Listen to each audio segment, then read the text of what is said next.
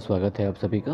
और अभी हम बात कर रहे हैं एमपीपीएससी 2021 के लिए प्रीलिम्स, जो कि अप्रैल 2021-22 में होना प्रस्तावित था, जिसे कि अब जून में कर दिया गया है।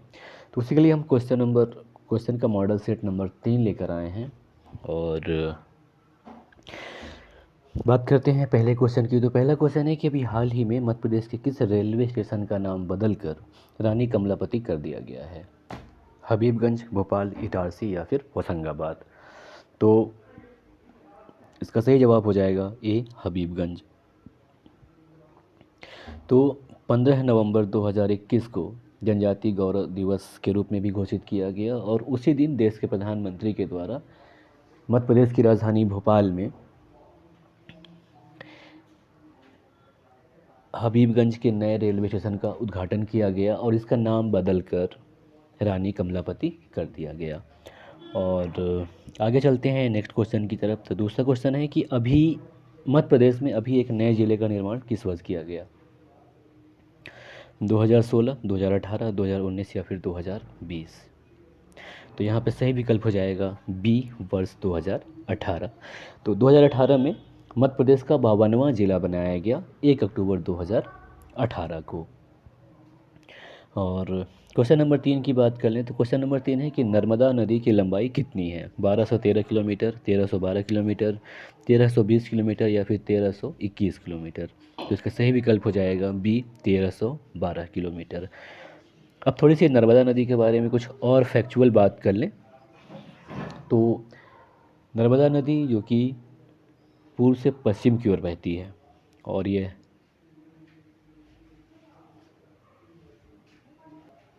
इसको मध्य प्रदेश की जीवनदायिनी नदी भी कहा जाता है। इसके अलावा ये सबसे लंबी नदी है मध्य प्रदेश की और ये अनूपपुर ज़िले की अमरकंटक पठार से निकलती है और अरब सागर में जाकर मिल जाती है, अरब सागर के खंबात की खाड़ी में। और ये 3 राज्यों से होकर गुजरती है, मध्य प्रदेश, महाराष्ट्र और गुजरात। और नर्मदा नदी जो है डेल्टा नहीं बनाती है और इसकी वजह ये है कि ये भ्रंश घाटियों से होकर गुजरती है। और इस पर कुछ बांध बने हैं, उसकी बात कर लें तो बरगी बांध, इंदिरा सागर परियोजना, ओंकारेश्वर बांध और महेश्वर बांध ये नर्मदा नदी पर ही बंधे हैं। और सरदार सरोवर परियोजना वो भी नर्मदा नदी पर ही बना है। और कभी कभी ये भी सवाल आ जाता है नर्मदा नदी के ऊपर कि ये किन पहाड़ियों से या कहाँ से होकर गुजरती है? तो ये विंध्याचल एवं सतपुड़ा के मध्य होकर बहती है। अब आगे बढ़ें क्वेश्चन नंबर 4 की तरफ। तो क्वेश्चन नंबर 4 है कि आईने अकबरी किसकी रचना है? अबुल फजल, फैज़ी, इब्न बतूता या फिर मलिक मोहम्मद जायसी। तो यहाँ पे सही विकल्प हो जाएगा ए, अबुल फजल। और आगे बढ़ते हैं क्वेश्चन नंबर 5 की तरफ। तो क्वेश्चन नंबर 5 है कि किस वेद को भारतीय संगीत का जनक माना जाता है? ऋग्वेद को, सामवेद को, यजुर्वेद को या फिर अथर्ववेद को। तो यहाँ पे सही विकल्प हो जाएगा बी, सामवेद। और क्वेश्चन नंबर 6 की बात कर लें तो क्वेश्चन नंबर 6 है कि अवेश खान का संबंध किस खेल से है? मुक्केबाजी, कुश्ती, बैडमिंटन या फिर क्रिकेट। तो यहाँ पे सही विकल्प हो जाएगा डी, क्रिकेट। और ये इंदौर के खिलाड़ी हैं जिनका भारतीय टीम में सिलेक्शन भी हुआ है और T20 में। इनके साथ साथ वेंकटेश अय्यर का भी सिलेक्शन हुआ है भारतीय टीम में। और आगे बढ़ते हैं क्वेश्चन नंबर 7 की तरफ। तो वर्तमान यानी कि 2022 में लोकसभा का कौन सा क्रम चल रहा है? 14वां, 15वां, 16वां या फिर 17वां। तो यहाँ पे सही विकल्प हो जाएगा डी, 17वां। आगे बढ़ते हैं क्वेश्चन नंबर 8 की तरफ। तो क्वेश्चन नंबर 8 है कि भारत में प्रथम समाज सुधार आंदोलन व्यवस्थित रूप से किसके द्वारा चलाया गया? या भारत के संदर्भ में प्रथम समाज सुधारक कौन थे? विकल्प हैं स्वामी विवेकानंद, स्वामी दयानंद सरस्वती, आचार्य विनोबा भावे, राजा राम मोहन राय। तो यहाँ पे सही विकल्प हो जाएगा डी, राजा राम मोहन राय। और क्वेश्चन नंबर 9 है कि वेदों की ओर लौटो ये नारा किन्होंने दिया या फिर किनके द्वारा कहा गया? स्वामी दयानंद सरस्वती, स्वामी विवेकानंद, आचार्य विनोबा भावे या फिर केशव चंद्र सेन। तो इसका सही विकल्प हो जाएगा ए, स्वामी दयानंद सरस्वती। और क्वेश्चन नंबर 10 है कि रविन्द्रनाथ टैगोर जी को नोबेल पुरस्कार कब मिला? 1913 में, 1915 में, 1917 में या फिर 1920 में? तो यहाँ पे सही विकल्प हो जाएगा ए, 1913 में इनकी रचना गीतांजलि के लिए। और नेक्स्ट क्वेश्चन है कि द प्रॉमिस जो कि उपन्यास है, ये किसकी रचना है? अरविंद अडिगा की, अरुंधति राय की, सलमान रुश्दी की या फिर डेमन गलगुट की? तो यहाँ पे सही विकल्प हो जाएगा डी, डेमन गलगुट। थोड़ी सी डेमन गलगुट की बात कर लें तो ये दक्षिण अफ्रीका के हैं और ये नाटककार और उपन्यासकार हैं। और जो इनकी उपन्यास है द प्रोमाइस या द प्रॉमिस, इसके लिए मान बुकर पुरस्कार दिया गया।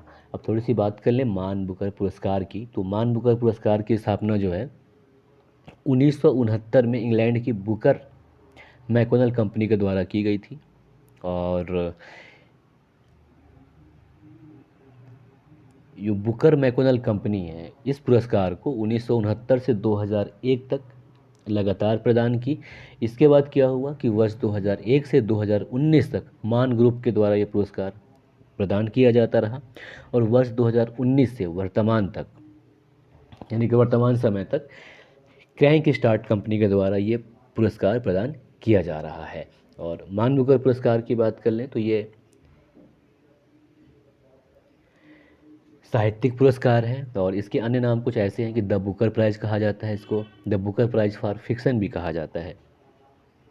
और यह पुरस्कार सर्वोत्तम उपन्यास को प्रतिवर्ष प्रदान किया जाता है जो इंग्लिश भाषा में लिखी गई हो, इसके अलावा जिसका प्रकाशन इंग्लैंड या आयरलैंड में हुआ हो, ऐसे बुकों को दिया जाता है।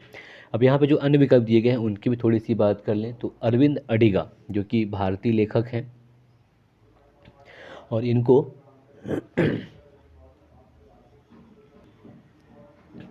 वर्ष 2008 में वाइट टाइगर एक नॉवेल के लिए मान बुकर पुरस्कार दिया गया था।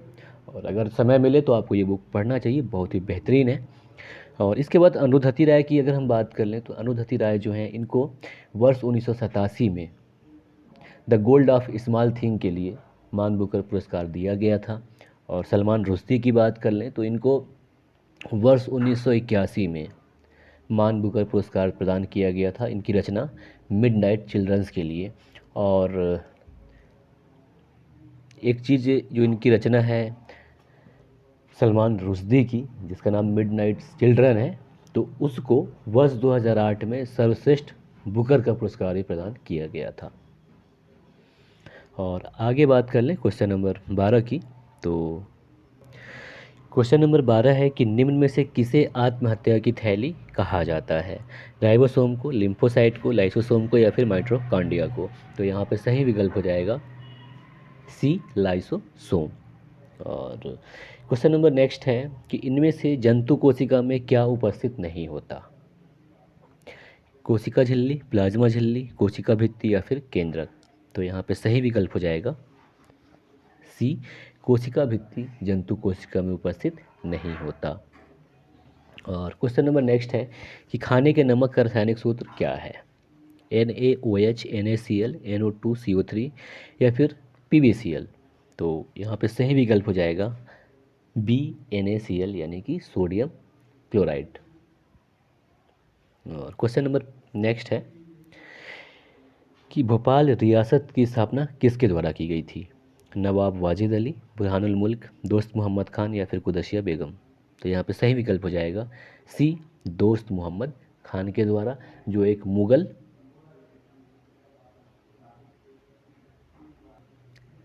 कमानदार थे, उनके द्वारा भोपाल रियासत की स्थापना की गई। और क्वेश्चन नंबर 16 है कि प्रधानमंत्री जन धन योजना कब प्रारंभ की गई? 28 अगस्त 2014, 15 अगस्त 2014, 1 अगस्त 2014 या फिर 15 अगस्त 2015? तो यहाँ पे सही विकल्प हो जाएगा ए 28 अगस्त 2014। यहाँ पे ध्यान दीजिएगा, ये जो प्रधानमंत्री जन धन योजना है इसकी घोषणा 15 अगस्त 2014 को की गई थी, जबकि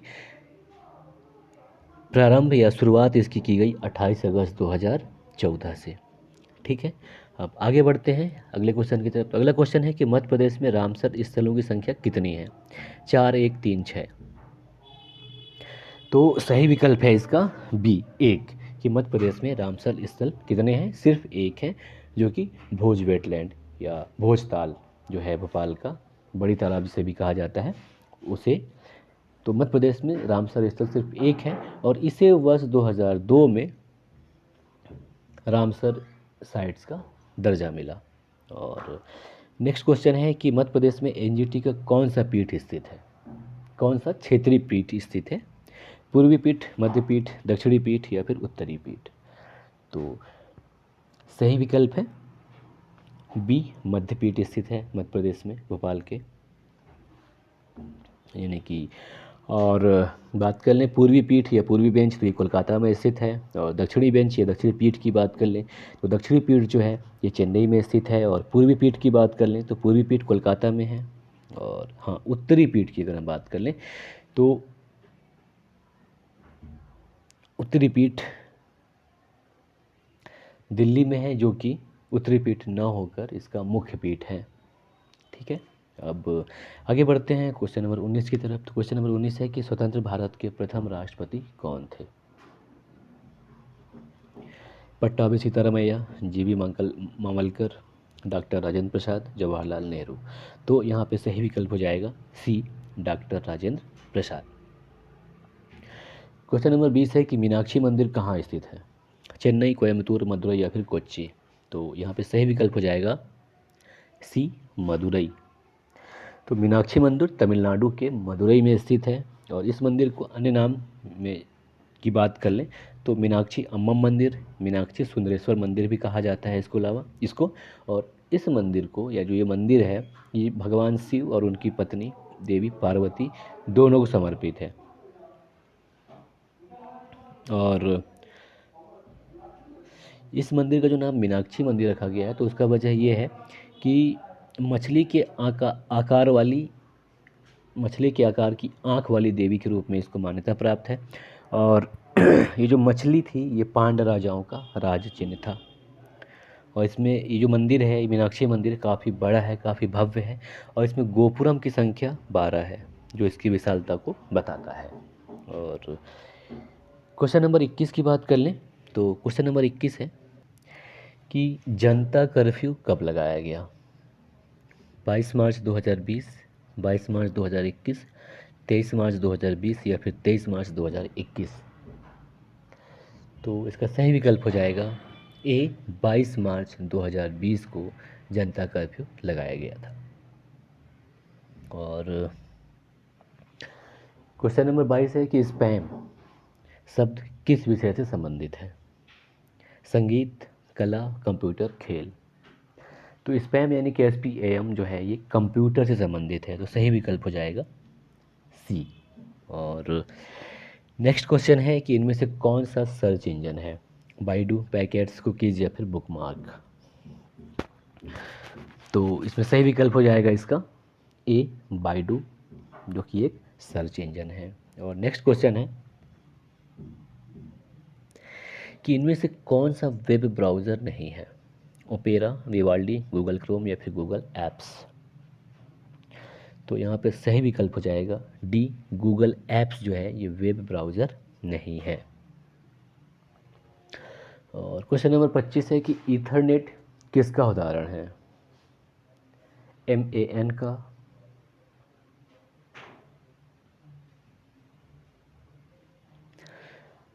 लैन का, वैन का या फिर वाईफाई का? तो यहाँ पे सही विकल्प हो जाएगा सी वैन का, यानी कि वाइड एरिया नेटवर्क का उदाहरण। तो जो ईथरनेट है ये वाइड एरिया नेटवर्क का उदाहरण है। और क्वेश्चन नंबर 26 की बात करें तो क्वेश्चन नंबर 26 है कि जब किसी वेबसाइट के ग्राहक नकली नेटवर्क यातायात के बार के कारण इसको एक्सेस करने में असमर्थ होते हैं तो इसे क्या कहा जाता है? वायरस, क्रैकिंग, फिशिंग या फिर डिनायल ऑफ सर्विस अटैक? तो यहाँ पे सही विकल्प हो जाएगा D, denial of service attack. ये एक प्रकार का साइबर अपराध है और इसमें किया जाता है कि किसी भी व्यक्ति के पास बहुत ही ज़्यादा मात्रा में, यानी इतनी ज़्यादा मात्रा में कोई मैसेज आना या कुछ भी ऐसा मेल वगैरह आना चालू हो जाता है कि वो अपने रियल चीज़ को एक्सेस ही नहीं कर पाता, तो इसे इसलिए कहा जाता है डिनायल ऑफ सर्विस अटैक। और क्वेश्चन नंबर 27 की बात करें तो क्वेश्चन नंबर 27 है कि सूचना प्रौद्योगिकी अधिनियम जो कि भारत में ई कॉमर्स के लिए कानूनी ढांचा प्रदान करता है कब लाया गया? 2002 में, 2000 में, या फिर वर्ष 2003 में, या वर्ष 2001 में? तो इसका सही विकल्प हो जाएगा बी, वर्ष 2002 में सूचना प्रौद्योगिकी अधिनियम बनाया गया, है ना। अब आगे बढ़ते हैं अगले क्वेश्चन की तरफ। तो अगला क्वेश्चन है कि इनमें से कौन सी कंप्यूटर की उच्च स्तरीय भाषा है? कोबोल, बेसिक, इनमें से कोई नहीं, या फिर दोनों? तो यहाँ पे सही विकल्प हो जाएगा डी, दोनों कंप्यूटर की उच्च स्तरीय भाषा है। और क्वेश्चन नंबर 29 की बात कर लें तो क्वेश्चन नंबर 29 है कि इनमें से कौन सा साइबर अपराध नहीं है? Online chatting, fishing, cyber stalking या फिर identity theft?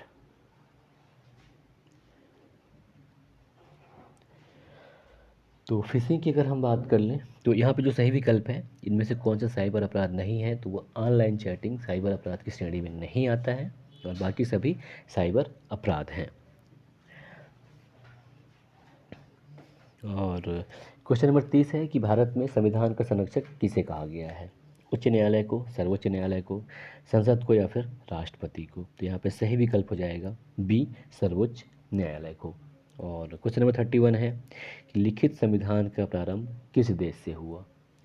United kingdom, Russia, USA या फिर फ्रांस? तो सही विकल्प हो जाएगा इसका सी, यूएसए, अमेरिका। और क्वेश्चन नंबर 32 है कि तारकुंडे समिति का गठन किस उद्देश्य से किया गया था? चुनाव सुधार, प्रशासनिक सुधार, राजनीतिक सुधार या फिर आदर्श आचार संहिता निर्माण? तो इसका सही विकल्प हो जाएगा ए, चुनाव सुधार के लिए। और इस समिति का गठन, तारकुंडे समिति का गठन जयप्रकाश नारायण के द्वारा सन 1974-75 में किया गया था। और क्वेश्चन नंबर नेक्स्ट है 33 कि वित्त आयोग और योजना आयोग के परस्पर विलय का प्रस्ताव किनके द्वारा दिया गया था? एमवी माथुर के द्वारा, केसी पंत के द्वारा, केसी नियोगी के द्वारा या फिर इंदिरा गांधी के द्वारा? तो यहाँ पे सही विकल्प हो जाएगा ए, एमवी माथुर के द्वारा। और आगे बढ़ते हैं क्वेश्चन नंबर 34 की तरफ। तो क्वेश्चन नंबर 34 है कि केंद्रीय प्रदूषण नियंत्रण बोर्ड यानी कि सेंट्रल पॉल्यूशन कंट्रोल बोर्ड की बात कर लें तो इसके अध्यक्ष कौन होते हैं? पर्यावरण मंत्री, राष्ट्रपति, प्रधानमंत्री या गृह मंत्री? तो इसका सही विकल्प हो जाएगा ए, पर्यावरण मंत्री। इसके अलावा केंद्रीय प्रदूषण नियंत्रण बोर्ड की अगर हम बात कर लें तो केंद्रीय प्रदूषण नियंत्रण बोर्ड को जल प्रदूषण नियंत्रण अधिनियम 1974 के तहत बनाया गया था और बाद में इसको क्या किया गया, वायु प्रदूषण निवारण एवं नियंत्रण अधिनियम 1981 के अंतर्गत शक्ति व कार्य सौंप दिए गए। इसके बाद क्या हुआ, ये जो केंद्रीय प्रदूषण नियंत्रण बोर्ड है यह पर्यावरण संरक्षण अधिनियम 1986 के तहत कार्यवाही करता है। ठीक है, तो इसकी शुरुआत हुई वर्ष 1974 से और 81 में इसको थोड़ी सी और शक्ति दिया गया। बाद में पर्यावरण संरक्षण अधिनियम बनाकर पर्यावरण संरक्षण अधिनियम 1986 बना के तहत इसको शक्ति प्रदान कर दी गई। और आगे बढ़ते हैं क्वेश्चन नंबर 35 की तरफ। तो क्वेश्चन नंबर 35 है कि दल बदल निरोधक कानून किस संविधान संशोधन अधिनियम से संबंधित है? 52वां, 51वां, 50वां या फिर 53वां? तो सही विकल्प हो जाएगा इसका ए, 52वां, जो कि 1985 में ये 52वां संविधान संशोधन किया गया था और उसी के तहत दल बदल निरोधक कानून पारित किया गया था। और क्वेश्चन नंबर 36 की बात कर लें तो क्वेश्चन नंबर 36 है कि किस राष्ट्रीय नेता की स्मृति में उनके जन्मदिन पर राष्ट्रीय एकता दिवस मनाया जाता है? सुभाष चंद्र बोस, बाल गंगाधर तिलक, महात्मा गांधी या फिर सरदार वल्लभ भाई पटेल। तो यहाँ पे सही विकल्प हो जाएगा डी, सरदार वल्लभ भाई पटेल। और वर्ष 2014 से भारत सरकार के द्वारा इसको मनाया जाना चालू किया गया और 31 अक्टूबर को ये मनाया जाता है। और क्वेश्चन नंबर 37 की बात कर लें तो किस एक संस्था को पिंजड़े में बंद तोता कहा जाता है? सीबीआई को, सीवीसी को, सीआईडी या फिर ईएडब्ल्यू को, यानी कि सेंट्रल ब्यूरो ऑफ इंटेलिजेंस। और सीवीसी की बात कर ले तो सेंट्रल विजिलेंस कमीशन, और सीआईडी सेंट्रल इंटेलिजेंस डिपार्टमेंट, और ईएडब्ल्यू तो CID sorry crime investigation department. और ईएडब्ल्यू की बात कर लें तो इकोनॉमिक अफेंस विंग, आर्थिक अपराध शाखा। तो इनमें से किसको पिंजड़े में बंद तोता कहा जाता है? तो स्पेशली सीबीआई को कहा जाता है, क्योंकि सीबीआई का जो भी मतलब सरकार होती है लगभग कभी कभी अपने हिसाब से इस्तेमाल करवा लेती है उसका, इसीलिए सीबीआई के ऊपर ये आक्षेप लगते रहे हैं, है ना। अब बात करें क्वेश्चन नंबर 38 की, तो क्वेश्चन नंबर 38 है कि हम भारत के लोग शब्दों का प्रयोग भारतीय संविधान में कहाँ किया गया है? प्रस्तावना में, नीति निर्देशक तत्व में, मौलिक अधिकार में या फिर प्रकीर्णन में। तो इसका सही विकल्प हो जाएगा ए, प्रस्तावना में हम भारत के लोग शब्दों का प्रयोग किया गया है।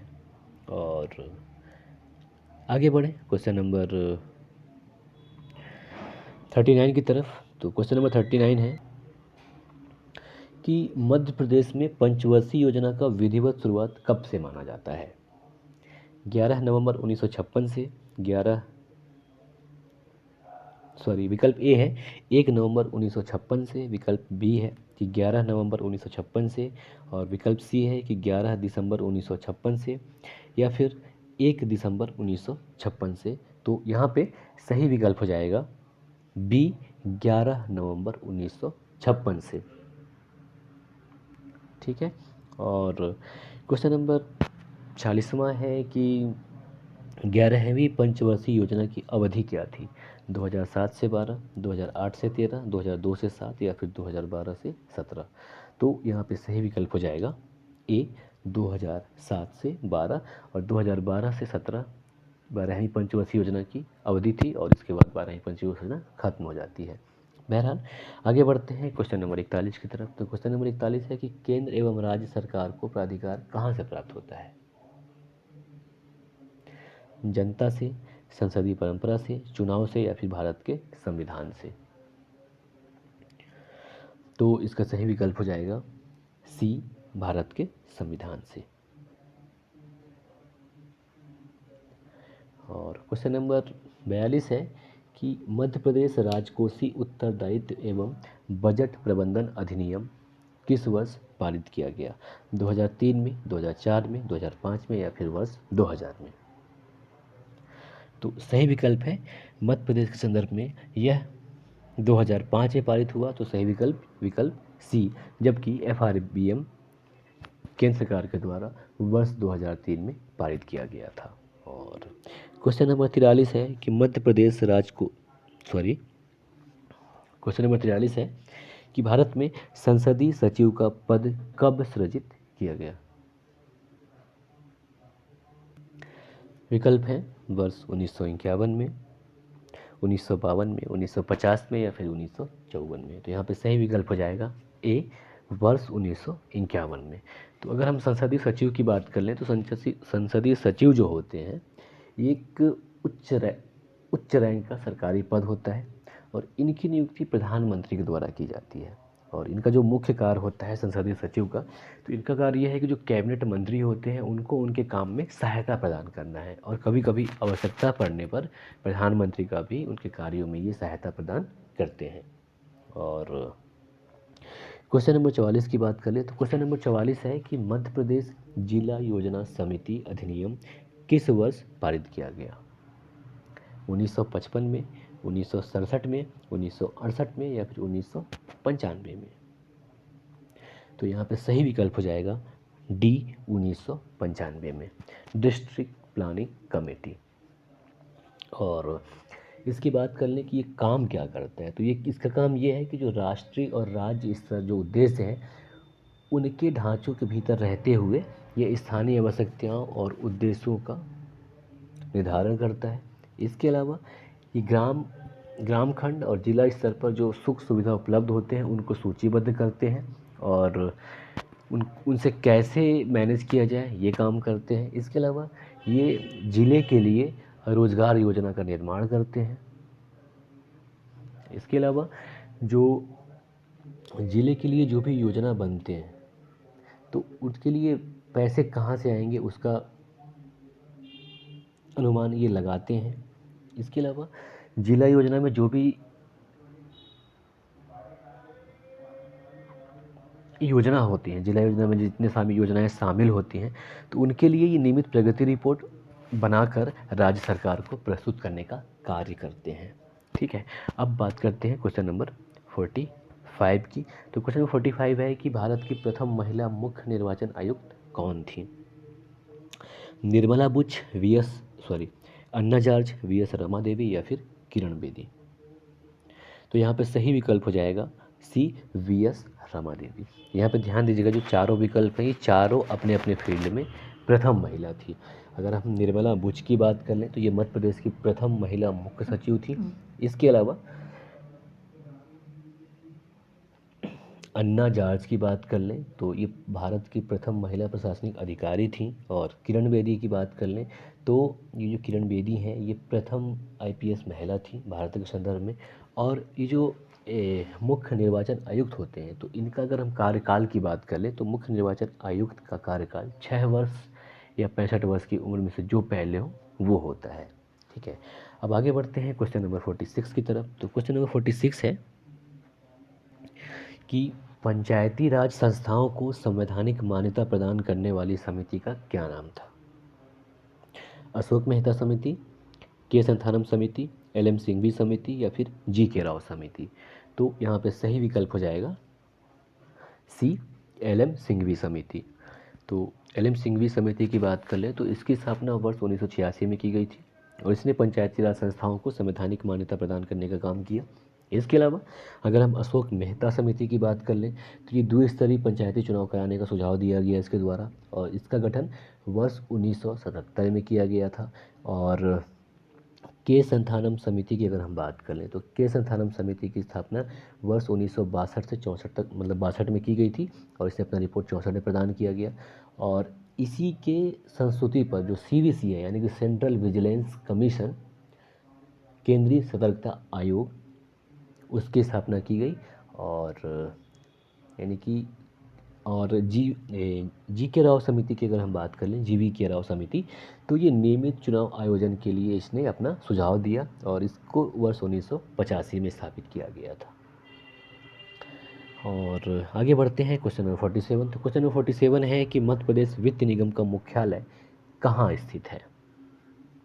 इंदौर में, भोपाल में, ग्वालियर में या फिर जबलपुर में? तो मध्य प्रदेश वित्त निगम का मुख्यालय जो है इंदौर में स्थित है। तो यहाँ पे सही विकल्प ए हो जाएगा और इसको वर्ष 1955 में स्थापित किया गया था। उसका कार्य ये है कि जो निजी और सहकारी क्षेत्र के जो उद्योग होते हैं उनको वित्तीय सहायता प्रदान करने का काम करता है। और क्वेश्चन नंबर 48 है कि भारतीय संविधान के किस भाग में पंचायती राज से संबंधित अनुच्छेद दिए गए हैं? भाग 9, भाग 9 क, भाग 9 ख, भाग 10। तो यहाँ पे सही विकल्प हो जाएगा ए भाग 9 में, यानी कि भारतीय संविधान के भाग 9 में पंचायती राज से संबंधित अनुच्छेद दिए गए हैं और भाग 9 क में नगर पालिकाओं के बारे में बताया गया है और भाग 9 ख में सहकारी समितियों के बारे में बताया गया है। अब आगे चलते हैं क्वेश्चन नंबर 49 की तरफ। तो क्वेश्चन नंबर 49 है कि गुप्त वंश किसके द्वारा स्थापित किया गया या गुप्त वंश के संस्थापक कौन थे? समुद्रगुप्त, चंद्रगुप्त प्रथम, श्रीगुप्त या फिर चंद्रगुप्त द्वितीय? तो यहाँ पे सही विकल्प हो जाएगा सी श्रीगुप्त के द्वारा गुप्त वंश की स्थापना 248 ईस्वी में की गई थी। और नेक्स्ट क्वेश्चन है कि सोन नदी का उद्गम किस जिले से होता है? अनूपपुर, मंडला, शहडोल या बालाघाट? तो यहाँ पे सही विकल्प हो जाएगा ए अनूपपुर। और ये भी अनूपपुर जिले के अमरकंटक से निकलती है। और सोन नदी गंगा नदी की सहायक नदी है। और गंगा नदी से सोन नदी पटना में जाके दानापुर में मिल जाती है। और क्वेश्चन नंबर 51 है कि विदेशी व्यापार का भुगतान किससे संबंधित है? निर्यात के गुणों से, आयात के गुणों से, विदेशी व्यापार गुणक से या फिर भुगतान संतुलन से? तो जो विदेशी व्यापार है मेनली डिपेंड करता है भुगतान संतुलन या बैलेंस ऑफ पेमेंट से। तो यहाँ पे सही विकल्प हो जाएगा डी। और क्वेश्चन नंबर 52 है कि सतत विकास का क्या आधार है? सामाजिक दृष्टिकोण, आर्थिक दृष्टिकोण, पर्यावरणीय दृष्टिकोण या प्राकृतिक संसाधनों का पूर्ण दोहन? तो यहाँ पे सही विकल्प हो जाएगा सी, पर्यावरणीय दृष्टिकोण। सतत विकास की बात करें तो सतत विकास यानी कि समावेशी विकास की बात कर रहा है। ये समावेशी विकास यानी कि वर्तमान की आवश्यकताओं को पूरा करते हुए भविष्य की आवश्यकताओं को भी ध्यान में रखना, ये सतत विकास कहता है, सतत विकास है। और सतत विकास में मेनली ये है कि पर्यावरण का कम से कम क्षति पहुंचाया जाए, बाकी यूज़ किया जाए। तो इसका सही विकल्प हो जाएगा सी, पर्यावरणीय दृष्टिकोण अपनाते हुए। और क्वेश्चन नंबर 53 है कि मध्य प्रदेश की अर्थव्यवस्था किस प्रकार की है? कृषि प्रधान है, सेवा प्रधान है, उद्योग प्रधान है या इनमें से कोई नहीं? तो यहाँ पे सही विकल्प होगा अभी ए, कृषि प्रधान। और क्वेश्चन नंबर 54 है कि वस्तु एवं सेवा कर यानी कि GST, goods and service tax, जिसे कि एक टास्क फोर्स के द्वारा प्रस्तावित किया गया था, जिसके अध्यक्ष कौन थे? केसी नियोगी, विजय केलकर, केसी पंत या फिर डॉक्टर सी रंगराजन? तो यहाँ पे सही विकल्प होगा बी, विजय केलकर। ठीक है, तो विजय केलकर की थोड़ी सी बात कर लें तो ये 13वें वित्त आयोग के अध्यक्ष थे। और केसी नियोगी की बात कर लें तो ये प्रथम वित्त आयोग के अध्यक्ष थे। और केसी पंत की अगर हम बात कर लें तो जो केसी पंत थे ये 10वें वित्त आयोग के अध्यक्ष थे। और डॉक्टर सी रंगराजन की बात कर लें तो ये 12वें वित्त आयोग के अध्यक्ष थे। और अगर जीएसटी की बात कर लें तो जीएसटी को 1 जुलाई 2017 से देश में लागू किया गया। और जीएसटी को लागू करने के लिए तो वर्ष 2016 में 101वां संविधान संशोधन किया गया। ठीक है। और क्वेश्चन नंबर 55 की बात कर लें तो क्वेश्चन नंबर 55 है कि भारतीय अर्थशास्त्री जिन्हें नोबेल पुरस्कार मिला? Amartya Sen, Hargobind Khurana, Mother Teresa, Kailash Satyarthi? तो यहाँ पे सही विकल्प हो जाएगा, चूंकि अर्थशास्त्री की बात कर रहा है तो विकल्प हो जाएगा ए, अमर्त्य सेन, जिनको वर्ष 1998 में नोबेल पुरस्कार मिला अर्थशास्त्र का। और हरगोविंद खुराना की बात करें तो इनको औषधि के क्षेत्र में, मेडिसिन के फील्ड में मिला वर्ष 1968 में। और मदर टेरेसा की बात कर लें तो मदर टेरेसा को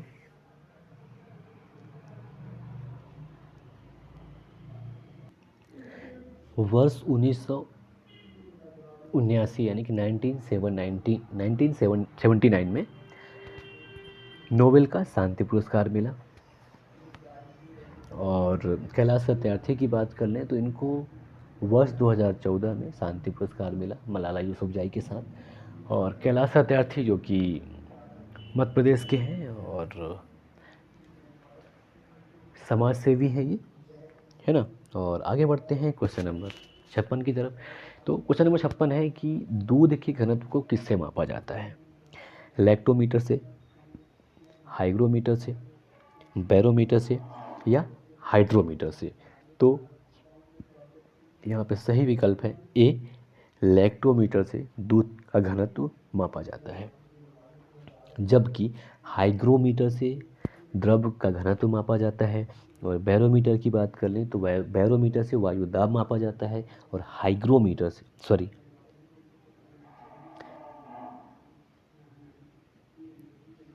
हाइड्रोमीटर से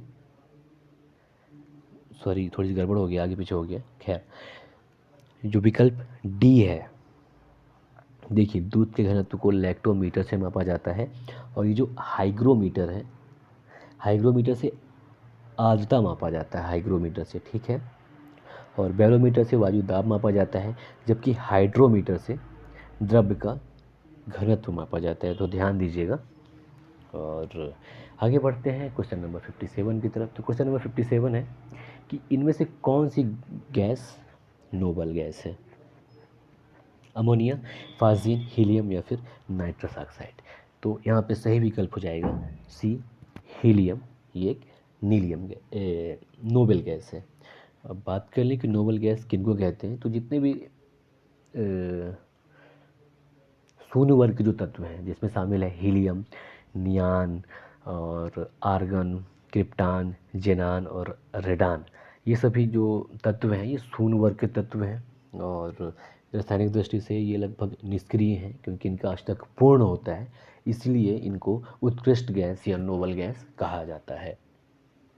अब आगे बढ़ते हैं क्वेश्चन नंबर 58 की तरफ। तो क्वेश्चन नंबर 58 है कि इनमें से कौन सा जीवाश्म ईंधन है? यानी ऐसे ईंधन जिसमें जीवों के अंश हों, जीवाश्म ईंधन कहलाते हैं। तो इनमें से कौन सा जीवाश्म ईंधन है? सोना है, लोहा है, यूरेनियम है या फिर कोयला है? तो यहाँ पे सही विकल्प हो जाएगा डी, कोयला। और आगे बढ़ते हैं क्वेश्चन नंबर 59 की तरफ। तो क्वेश्चन नंबर 59 है कि इनमें से कौन सा ऊर्जा का नवीकरणीय स्रोत है? विकल्प दिए हुए हैं कोयला, पेट्रोल, सौर ऊर्जा, पेट्रोलियम गैस। तो यहाँ पर सही विकल्प हो जाएगा सी, सौर ऊर्जा, जो कि ऊर्जा का एक नवीकरणीय स्रोत है। अब आगे बढ़ते हैं क्वेश्चन नंबर 60 की तरफ। तो क्वेश्चन नंबर 60 है कि पौधों में अर्धसूत्री विभाजन के अध्ययन के लिए सबसे उपयुक्त भाग कौन सा होता है? वर्तिका स्टाइल, वर्तिकाग्र, स्टिग्मा और परागकण और या फिर पराग कोष। तो यहाँ पे सही विकल्प हो जाएगा डी, पराग कोष। और क्वेश्चन नंबर 61 है कि इनमें से कौन सा रोग प्रोटोजोआ के द्वारा होता है? हैजा, डिप्थीरिया, मलेरिया या फिर निमोनिया। तो यहाँ पे सही विकल्प हो जाएगा सी, मलेरिया जो है ये प्रोटोजोआ के द्वारा होता है, जिसका नाम प्लाज्मोडियम है। खैर, और हैजा की बात कर लें तो हैजा जो कि जीवाणु से होता है, बैक्टीरिया से, विब्रिया कॉलरी से। और डिप्थीरिया की बात कर लें तो ये भी बैक्टीरिया से होता है, कोरोनी बैक्टीरियम डिप्थीरी नाम के बैक्टीरिया से। और जो निमोनिया है उसकी बात कर लें तो ये प्रायः विषाणु जनित है, ये विषाणु से फैलता है, विषाणु से होता है ना। अब आगे बढ़ते हैं क्वेश्चन नंबर 62 की तरफ। तो क्वेश्चन नंबर 62 है कि मानव शरीर में किस तत्व का प्रतिशत सबसे अधिक होता है? कार्बन, हाइड्रोजन, ऑक्सीजन या फिर नाइट्रोजन। तो यहाँ पे सही विकल्प हो जाएगा सी, ऑक्सीजन। यह तत्व मानव शरीर में 65% होता है। उसके बाद कार्बन आता है जो कि 18.5% होता है। हाइड्रोजन की बात कर लें तो हाइड्रोजन 9.57% होता है, सॉरी 9.5% होता है। और नाइट्रोजन की बात कर लें तो नाइट्रोजन होता है 3.2%। बाकी अन्य तत्व होते हैं। और क्वेश्चन नंबर 63 है कि भारत में जैव विविधता अधिनियम किस वर्ष पारित हुआ? तो भारत में जो सही विकल्प है वो 4 विकल्प हैं: 2000, 2002, 2003, 2004। तो यहाँ पे सही विकल्प हो जाएगा बी, वर्ष 2002। तो भारत में जैव विविधता अधिनियम जो है ये भारतीय संसद के द्वारा 11 दिसंबर 2002 को पारित किया गया। और आगे बढ़ लें, क्वेश्चन नंबर 64 की बात कर लें। तो क्वेश्चन नंबर 64 है कि भारतीय राष्ट्रीय जैविक विविधता प्राधिकरण कब स्थापित किया गया? 2003 में, 2002 में, 2000 में या फिर 2004 में? तो यहाँ पे सही विकल्प हो जाएगा ए, 2003 में। हुआ ये था कि जो जैव विविधता अधिनियम 2002 बनाया गया था उसके प्रावधानों को कार्यान्वित करने के लिए भारतीय राष्ट्रीय जैविक विविधता प्राधिकरण की स्थापना 2003 में की गई, और इसका मुख्यालय चेन्नई, तमिलनाडु में स्थित है। अब आगे बात कर ले क्वेश्चन नंबर 65 की। तो 65 है कि विश्व जैव विविधता दिवस कब मनाया जाता है? 22 मार्च को, 20 मार्च को, या फिर 22 मई को, या 20 मई को? तो यहाँ पे सही विकल्प हो जाएगा सी, 22 मई। तो हुआ ये था कि वर्ष 1993 में संयुक्त राष्ट्र के द्वारा जैव विविधता संबंधित मामलों पर जागरूकता और समझ बढ़ाने के उद्देश्य से 22 मई को विश्व जैव विविधता दिवस घोषित किया गया, जिसे अंतर्राष्ट्रीय जैव विविधता दिवस भी अन्य नाम से जाना जाता है। और आगे बात कर लें क्वेश्चन नंबर 66 की। तो क्वेश्चन नंबर 66 है कि आईएमएफ का मुख्यालय कहाँ स्थित है? यानी कि अंतर्राष्ट्रीय मुद्रा कोष, इंटरनेशनल मॉनेटरी फंड का मुख्यालय कहाँ स्थित है? वाशिंगटन डीसी में, न्यूयॉर्क में, जिनेवा में, या फिर पेरिस में? तो इसका सही विकल्प हो जाएगा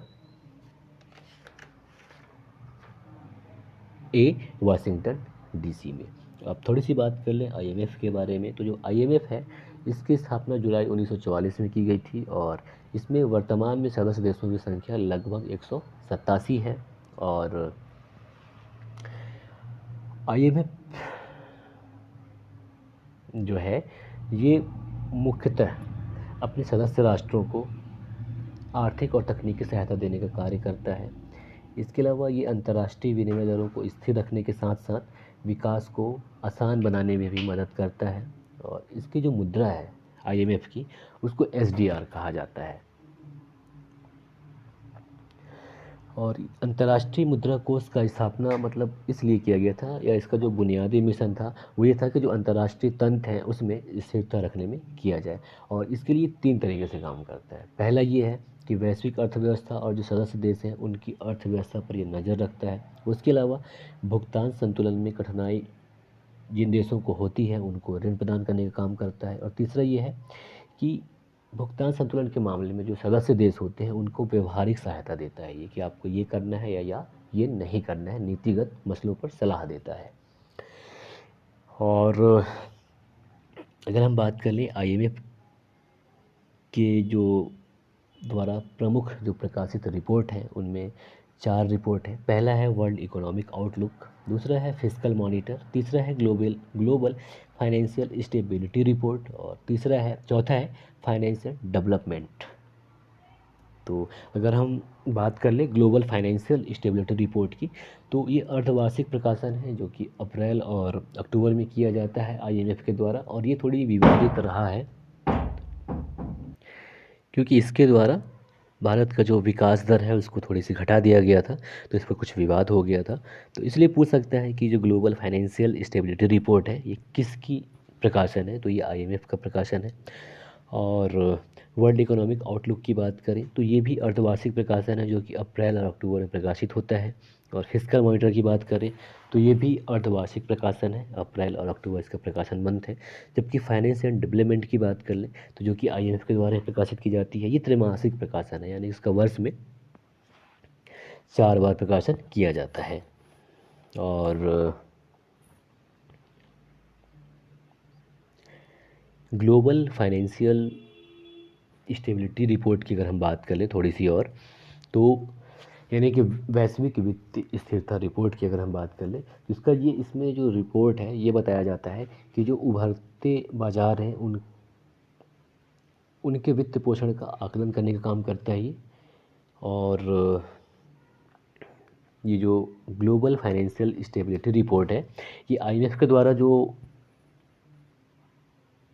एक अन्य पत्रिका या अन्य प्रकाशन जो इकोनॉमिक आउटलुक जारी करता है, तो उसके जो द्वारा जो बताया जाता है कि आर्थिक असंतुलन क्यों है, तो उसके वित्तीय प्रभाव को दर्शाने का काम ग्लोबल फाइनेंशियल स्टेबिलिटी रिपोर्ट करती है। इसके अलावा ये जो रिपोर्ट है, ये ग्लोबल फाइनेंशियल स्टेबिलिटी रिपोर्ट, ये दुनिया भर के बाज़ारों की स्थिति का आकलन करने के अलावा ये क्या करती है कि जितने भी केंद्रीय बैंक हैं, नीति निर्माता हैं या फिर अन्य ऐसे लोग जो कि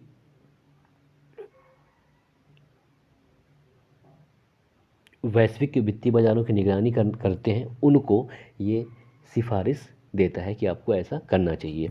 और अगर हम बात कर लें फाइनेंस एंड डेवलपमेंट की, जो कि आईएमएफ की त्रैमासिक प्रकाशन है, तो ये पत्रिका जो है वित्तीय प्रणाली, मौद्रिक नीति, आर्थिक विकास, गरीबी में कमी और अन्य विश्व आर्थिक मुद्दों से संबंधित मुद्दों पर विश्लेषण प्रकाशन करने का कार्य करती है और इसको 1964 से प्रकाशित किया जाने लगा था। ठीक है, तो आईएमएफ के जो प्रमुख प्रकाशन है हम उसकी बात कर रहे थे। तो वो कुछ ऐसे हैं, पहला है कि वर्ल्ड इकोनॉमिक आउटलुक, दूसरा है फिस्कल मॉनिटर, और तीसरा है ग्लोबल फाइनेंशियल स्टेबिलिटी रिपोर्ट, और चौथा है फाइनेंस एंड डेवलपमेंट। तो बस यहीं तक। तो फिर बेस्ट ऑफ लक आप सभी को। Thank you.